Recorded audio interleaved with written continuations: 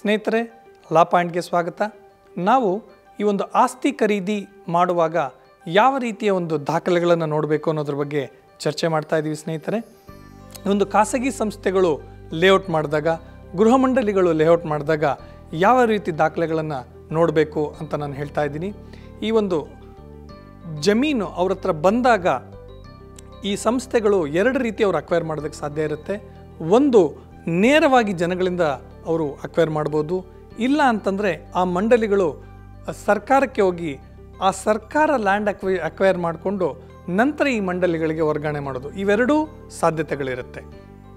ಒಂದು, ಇವರು ನೇರವಾಗಿ ಪರ್ಚೇಸ್ ಮಾಡಿದಾಗ ಈ ಮಂಡಳಿಗಳು ಅವರು ಅಗ್ರಿಕಲ್ಚರ್ ಲ್ಯಾಂಡ್ನೇ ಪರ್ಚೇಸ್ ಮಾಡೋದಕ್ಕೆ ಸಾಧ್ಯ ಇಲ್ಲ, ಕೃಷಿ ಭೂಮಿನೇ ಪರ್ಚೇಸ್ ಮಾಡೋಕ್ಕೆ ಸಾಧ್ಯ ಇಲ್ಲ. ಹಾಗಾಗಿ ಅವರು ಅದನ್ನು ಕನ್ವರ್ಷನ್ ಅಂತ ಮಾಡಬೇಕಾಗತ್ತೆ. ಈ ಕನ್ವರ್ಷನ್ ಅನ್ನೋದನ್ನು ನಾನು ಡೀಟೇಲಾಗಿ ನನ್ನ ಮುಂದೆ ಸಂಚಿಕೆಯಲ್ಲಿ ಹೇಳ್ತೀನಿ. ಆಮೇಲಿಂದ ಈ ಗೌರ್ಮೆಂಟ್ ಅದನ್ನು ಅಕ್ವೈರ್ ಮಾಡಿದಾಗ ಅದಕ್ಕೆ ಒಂದು ಕ್ರಮನ ಅವರು ಅನುಸರಿಸಬೇಕಾಗಿರುತ್ತೆ. ಆ ರೀತಿ ಕ್ರಮಗಳನ್ನು ಅನುಸರಿಸಿದಾರೆಯಾ ಅಂತ ನಾವು ನೋಡಬೇಕಾಗುತ್ತೆ. ಈಗ ಮೊದಲನೇದಾಗಿ ಈ ಲ್ಯಾಂಡ್ ಅಕ್ವಿಸಿಷನ್ ಥ್ರೂ ಗೌರ್ಮೆಂಟ್ ಅಂದರೆ ಗೌರ್ಮೆಂಟು ಈ ಒಂದು ಮಂಡಳಿ ಪರವಾಗಿ ಅಕ್ವೈರ್ ಮಾಡುತ್ತೆ. ಅದಕ್ಕೆ ಇರೋ ಪ್ರೊಸೀಜರ್ನ ಏನು ನೋಟಿಫಿಕೇಷನ್ ಕೊಡ್ತು, ಅದರಲ್ಲಿ ಏನು ಅಬ್ಜೆಕ್ಷನ್ಸ್ ಆಗಿದೆಯಾ, ಅದರಲ್ಲಿ ಏನಾದರೂ ಪೆಂಡಿಂಗ್ ಲಿಟಿಗೇಷನ್ ಇದೆಯಾ, ಕೋರ್ಟ್ ಮುಂದೆ ಯಾವ್ದಾದ್ರು ವಿಚಾರಗಳಿದೆಯಾ ಅಂತ ನಾವು ನೋಡ್ತೀವಿ. ನಂತರ ಅಲ್ಲಿಂದ ಹೇಗೆ ಹಸ್ತಾಂತರ ಆಯಿತು, ಅಲ್ಲಿ ಒಂದು ಲೇಔಟ್ ಅಪ್ರೂವಲ್ ಆಗಿದೆಯಾ, ಆ ಲೇಔಟ್ನಲ್ಲಿ ಏನು ರೋಡು ಪಾರ್ಕು ಅದೆಲ್ಲ ಯಾವ ಪ್ಲಾನ್ ಥರ ಇದೆಯಾ, ಅದ್ರ ಪ್ರಕಾರನೇ ಇದೆಯಾ.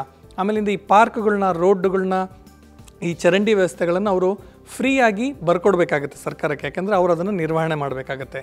ಈ ಒಂದು ಮಂಡಳಿಗೆ ಒಂದು ಅಪ್ಲಿಕೇಶನ್ ಹಾಕಿದಾಗ ಅವರು ಅದನ್ನು ಹಸ್ತಾಂತರ ಮಾಡಬೇಕಾದ್ರೆ ಆ ಡಾಕ್ಯುಮೆಂಟಲ್ಲಿ ಗೌರ್ಮೆಂಟು ತುಂಬ ಕ್ಲಿಯರಾಗಿ ಮೆನ್ಷನ್ ಮಾಡಿರ್ತಾರೆ, ನೀವು ಈ ರೀತಿಯಿಂದ ಪದ್ಧತಿಗಳನ್ನ ನೀವು ಅನುಸರಿಸಬೇಕಾಗತ್ತೆ ಅಂತ. ಅದೆಲ್ಲರನ್ನು ಅನುಸರಿಸಿದಾರಾ ಅಂತ ನಾವು ಕೂಲಂಕುಷವಾಗಿ ನೋಡಬೇಕಾಗತ್ತೆ.